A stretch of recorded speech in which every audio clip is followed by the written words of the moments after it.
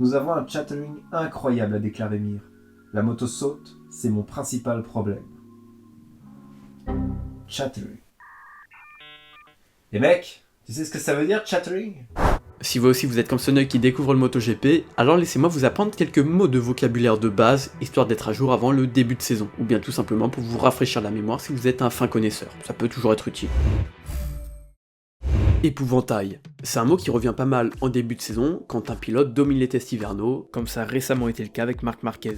On dit qu'il fait office d'épouvantail car au vu de ses perfs du moment, on estime que ça sera une menace pour ses adversaires durant la saison. Donc il les effraie comme un épouvantail terrorise les oiseaux, même si celui appelé comme tel ne concrétise pas forcément. On embrasse Vignales, l'épouvantail originel.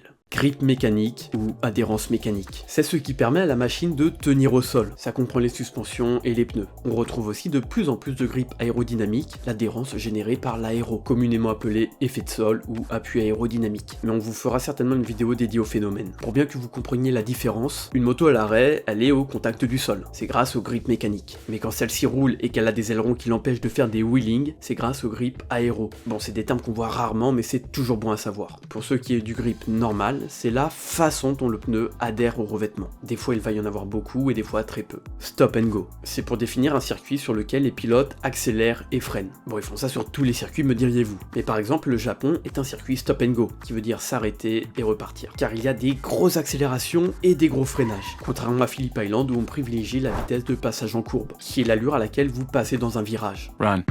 Quand un pilote sort du box pour rouler, on dit qu'il part faire son run. Et pendant celui-ci, il fait autant de tours qu'il veut. Ça peut être 1 comme 10. Par la suite, il rentre au stand. Et quelques minutes plus tard, s'il retombe sur la piste, on dit qu'il part faire son deuxième run ou troisième run, etc. C'est comme si vous allez chercher du pain à la boulangerie et que vous reveniez chez vous, ça fait un run. Après, vous allez chez le boucher, vous runnez, c'est votre deuxième run. Fermez la porte. C'est quand un pilote reste très à l'intérieur d'un virage, pour éviter que celui de derrière le double. A contrario, quand la porte est ouverte, c'est que le pilote est large ou qu'il n'y a pas de tentative de bloquer l'adversaire. Rythme. Le rythme, c'est la capacité d'un pilote à enchaîner les tours plus ou moins rapides. Ça, par exemple, c'est le rythme de course de Francesco Bagnaia lors du Grand Prix du Japon l'an dernier. Simulation. C'est quand, lors d'une séance d'essai, un pilote se met en condition course. Il va avoir les mêmes réglages, les mêmes pneus et la même quantité d'essence que s'il allait prendre un vrai départ. Il va d'ailleurs faire à peu près le même nombre de tours que la course en question, que ce soit sprint ou Grand Prix. Et cela va lui permettre de jauger son niveau pour la véritable épreuve à venir. Donc c'est vraiment une simulation de course. Package. C'est l'ensemble des caractéristiques de la moto. On a le package moteur qui comprend les spécifications du moteur et le package aéro, l'ensemble de l'aérodynamisme. Ces deux éléments font le package de la moto.